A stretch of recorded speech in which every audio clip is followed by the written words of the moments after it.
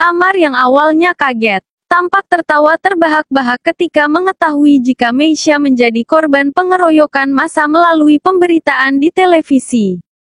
Dia terus mencoba menahan tawanya membayangkan jika teman barunya itu pasti babak belur setelah menjadi sasaran kemarahan para buruh di perusahaan tempatnya bekerja.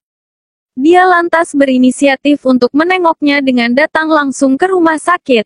Amar akan berpura-pura bersimpati atas apa yang terjadi padanya.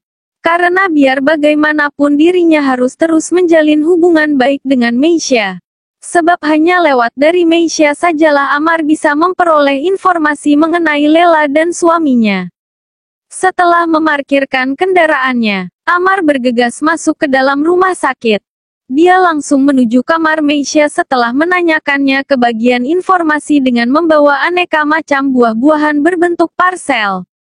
Amar berjalan dengan santainya, hingga tiba-tiba dia dibuat tertegun ketika melihat seseorang yang dikenalnya. Alfian, mantan adik iparnya tampak sedang berbicara dengan dua orang perawat sambil melihat map yang dipegangnya. Amar langsung teringat jika Alfian yang menjebloskannya ke penjara. Dia bahkan ingat jika Alfian sampai menyewa pengacara untuk memastikan jika dirinya harus dibui. Mengingat itu, membuat Amar geram dan marah. Dia terus menatap Alfian dengan penuh kebencian.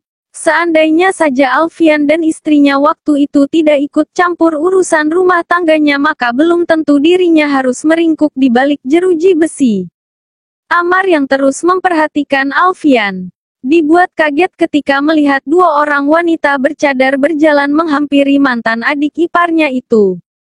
Setelah diperhatikan, Amar yakin jika salah satu dari mereka adalah Lela mantan istrinya.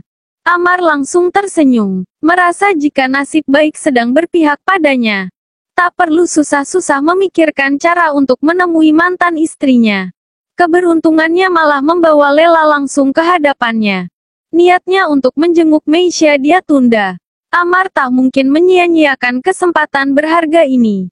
Dia akan mencari cara untuk menemui mantan istrinya. Hanya dengan menampakkan wajahnya saja Amar yakin jika itu akan langsung memporak-porandakan kejiwaan Lela.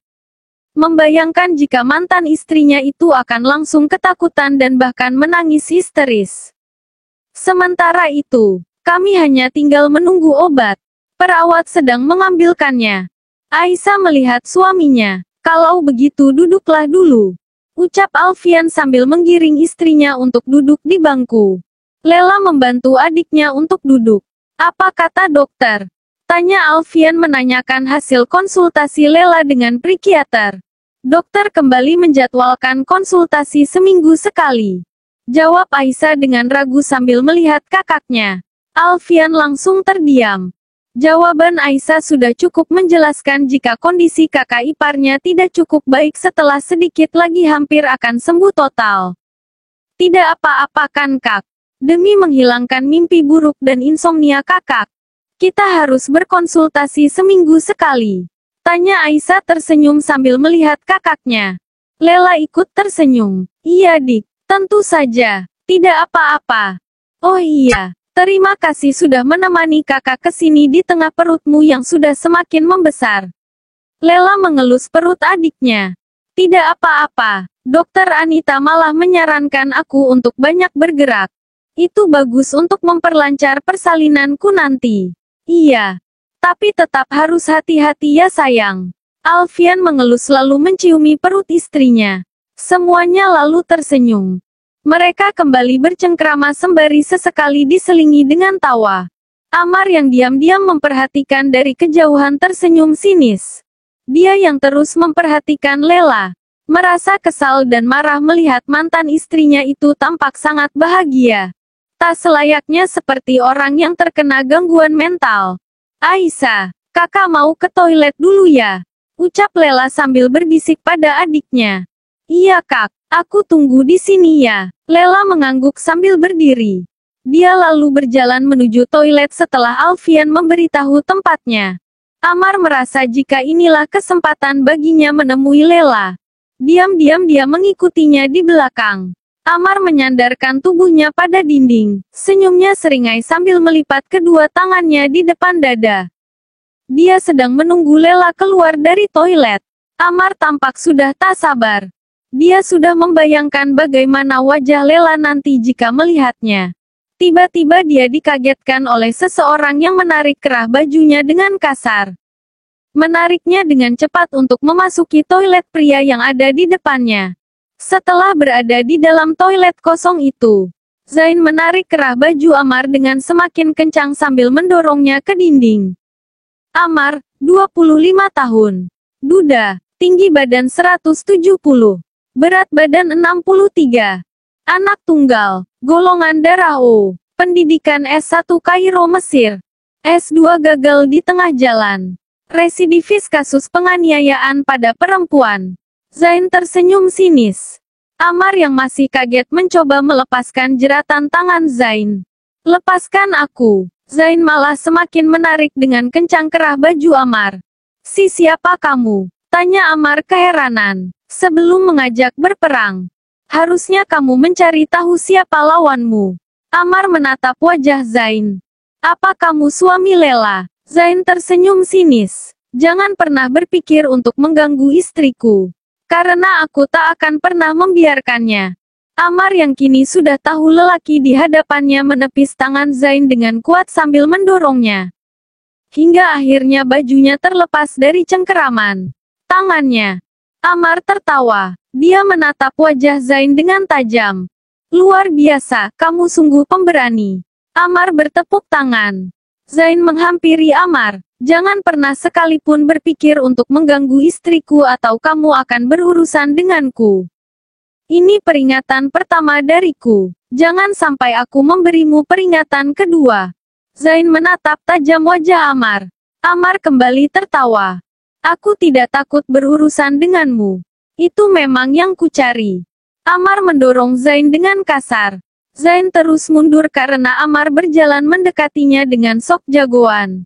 Kedua lengan bajunya dia sing-singkan sambil terus menatap remeh Zain. Amar bersiap untuk menarik baju Zain. Namun siapa sangka jika dia kalah cepat dengan lawannya. Zain dengan sigap menarik tangannya dan langsung memelintirnya ke belakang. Amar yang kini sudah berjongkok dengan tangan yang terus dipelintir oleh Zain mengadu kesakitan. Haruskah aku memotong tangan yang sudah menyiksa istriku ini? Tanyanya sambil tersenyum. Amar tak menjawab. Dia hanya terus mengadu. Meminta Zain agar melepaskan tangannya. Itulah sebabnya kamu harus mencari tahu dulu siapa sebenarnya musuh yang ingin kau hadapi. Zain melepaskan tangan Amar dengan kasar. Amar masih meringis kesakitan sambil memegangi tangannya.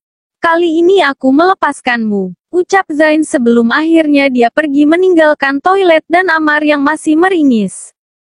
Kurang ajar, Amar tak terima dengan kekalahannya. Lela terus menatap luka cakar di tangan suaminya. Tidak berdarah namun tampak sangat menyakitkan karena kulitnya mengelupas. Sementara Zain fokus menyetir dengan wajahnya yang serius. Dia terus mengingat kejadian tadi di mana hampir saja Amar berhasil menemui Lela. Zain yang sangat geram refleks memukul kemudi di depannya. Membuat Lela kaget dan langsung melihat suaminya. Zain langsung menyadari kesalahannya. Maaf, aku sedang kesal. Pekerjaanku di kantor banyak sekali.